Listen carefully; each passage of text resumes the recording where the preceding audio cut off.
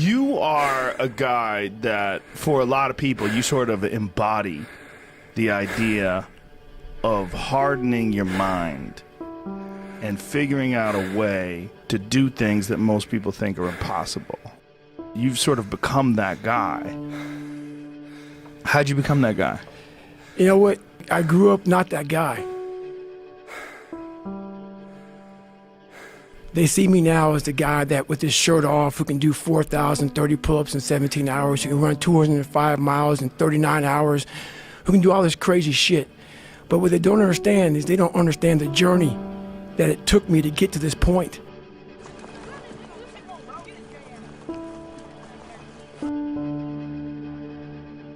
My dad beat the shit out of me when I was growing up.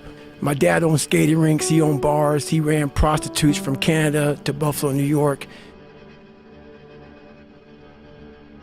My dad was a big-time pimp, big-time hustler. Anything bad about a person, he was that kind of guy. Beat the shit out of me, beat the shit out, out of my mom. There was an incident one time when my mom got knocked out on top of the stairs and he dragged her down the stairs by her hair. In my mind, I was always afraid.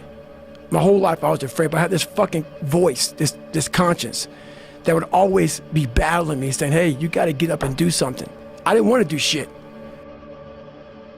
And I have a big time learning disability because my dad didn't believe in us going to school. So when I went to school, my learning disability, I had social anxiety. I was just a jacked up kid from living in this tortured home. So all the insecurities I had when I was a kid with my father, it just got worse and worse and worse. And the shit haunted me. And that voice that I talked about, it kept talking louder and louder and louder, but I was doing nothing about it. From the age of 19 to the age of 22, I gained 125 pounds. I went from 175 to almost 300. 297 was my heaviest. And I started finding things that was comfortable. And the more things I found comfortable, the more uncomfortable my mind was. Because that voice I was telling you about, it always was there. I was just trying to avoid that conscience. I wanted to be left alone from that conscience, and it wouldn't leave me alone. What changed, I watched this Discovery Channel show, Class 224. Class 224. You get treated like the absolute lowest form on earth, and you really got to find it within yourself to say, I know I can do it. I know I can finish it. I know I can do anything they throw at me. That's where it builds character. You find out if you got it in yourself.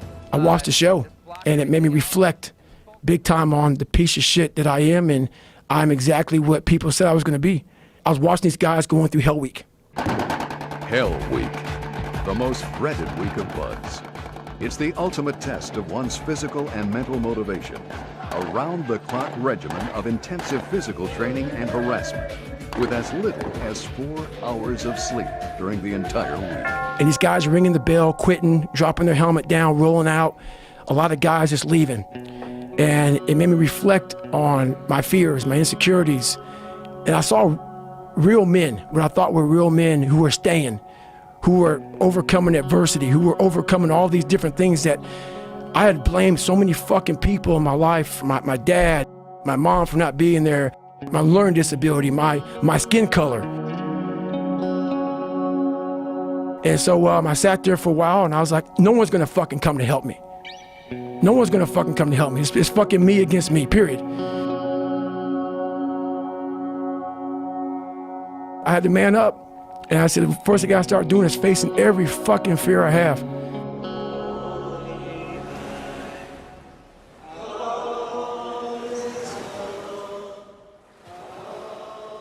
So I started calling recruiters up. I said, I'm gonna go be a fucking Navy SEAL. There's a weight and height limit to get in the military. And I was 6'1" and 297. And I called this guy named Steven Salgio, recruiter, up. And he said, hey, come on in. He saw me, put me through the weight standard, all this other stuff. And to get into the class I had to get into, I had to lose 106 pounds in less than 3 months. So I was like, fuck that, I can't do that. I grabbed my chocolate milkshake and went back to Ecolab, respray for cockroaches. I'm going back to work, man. This is my life.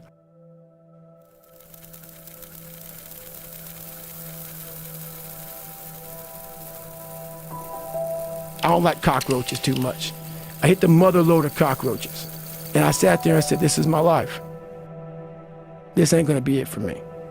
So I quit my job, got back in my Ecolab truck, and I went home. So my first run, when I decided to lose the weight, I was, like I said, 297. I was about 32% body fat. My idea was to run 4 miles for my first run. I didn't know how bad it's gonna fucking hurt me. I used to run before I was fat, and I was like, fuck it, I can do this. I ran a 1/4 mile and walked home. I walked home and sat on my couch and cried. I said, man, I can't fucking do this shit. I don't know what I'm gonna do. And my mind just kept fucking with me. And kept fucking, you're not good enough, man. This isn't for you, man. These guys are the baddest motherfuckers on the planet Earth. You're not that. How do you move forward? What it was, and it's kind of funny, I was obsessed with Rocky. And I would fast forward with the little VHS tapes to round 14. Round 14 fucked me up like nobody's business. Hard left and the right combination. What is keeping him up, Bill? I don't know. When Apollo Creed beat the fucking shit out of Rocky, beat the shit out of him, he kept fighting. He was a dumb fighter, couldn't read, couldn't write. That was me. He was in that corner and everybody was saying, stay the fuck down. Down, down, stay down. Apollo dancing around with his arms in the air. And him getting up, Apollo Creed raised his arms up in the fucking air, turned around, thought he won the fight. He turns around and sees this guy getting up, and it was the face of Apollo Creed that changed my life. The face of Apollo Creed. It was like, just by that motherfucker getting up, not winning, just by him getting the fuck up, Rocky had taken his soul. Had literally taken his soul. His head goes down, he looks at him like, what the fuck are you? I wanted to be that. I wanted to be the guy that people looked at. I don't care if you liked me or didn't like, I don't care. But said, this motherfucker is gonna keep coming after whatever the fuck is in front of him. I wanted that. I wanted that. I wanted that worse than anything in the world. I kept picturing me falling down and getting up. I wanted to feel something besides defeat. I wanted to just go the distance. I say what if a lot. It sounds corny and it sounds weak, but it's true. What story would it be if my fucking fat, dumb, insecure ass can overcome this shit? What if I can be a SEAL, man? How would that feel? To go from this fat, insecure motherfucker to one of the best guys on the planet Earth, this journey is gonna take something that is gonna be incomprehensible to most people. So I would sit on my couch saying, who at 297, who can't fucking swim that great, who's scared of the fucking water, would have the fucking balls? Who had the balls to fucking man up, quit a job, and to put everything on himself? So it's how I started talking to myself and putting myself in a whole different category, and that would fuel me the next day, and I just kept using that as fuel. No one would do this shit. No one would do this shit. You're the baddest motherfucker around. You're the baddest motherfucker ever lived. I just kept fueling me with the right kind of message that I needed to hear that I was never telling myself.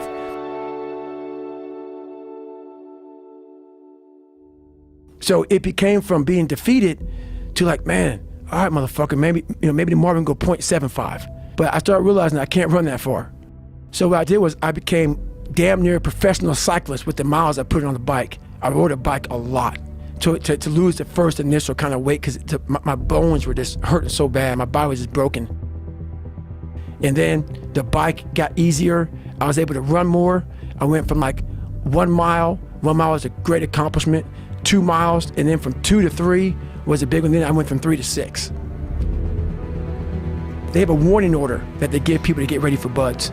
And the whole thing was running 6 miles 5 days a week. And that was my goal. I failed, I'll go back to scratch. I use some positive motivation. I have like one day where I'm like fucking defeated. But I started realizing this is part of the process. This is part of the journey versus just saying, like I used to, I'm just not good enough. We always say that shit. I'm just not good enough, and then we try something else. I'm gonna fucking make myself good enough. And that became my mentality. I had to invent a guy that didn't exist. I had to invent a guy that can take any pain, any suffering, any kind of judgment. I had to build this callous mind And I built it through suffering. I built it through downright fucking just crushing myself. If it was raining outside at 3 o'clock in the fucking morning, if it was snowing, my instinct was, we gotta fucking go out there. Anything that was fucking horrible in my life that I would normally say no, that was inhumane to most people, I had to go do it. And I lost the weight. I went back to recruiter, I got into that class, and I went through 3 Navy SEAL Hell Weeks in 1 year. Only guy to ever be in 3 Hell Weeks in 1 year, to my knowledge. The first one I didn't make it through, the next 2 I did. I didn't stop anymore from there. And I started realizing through this process that the fucking mind is what you created. And I started opening different doors that I didn't think were even there, that I didn't think even existed. And the more doors I opened up, the more I started realizing that my potential is damn near endless. If anybody knows my life story, and I'll try to give you just a snippet of it, to get through where I'm at now, there's nothing but pride I have for myself that I can't really show people. Because I have this face that they see like, are you happy? What's wrong with you? You're missing the story, man. Am I happy? What the fuck do you think? Don't misunderstand the passion in which I speak for not being intensely happy. But I'm not done. No, I have a lot more shit to do. A lot more shit to do.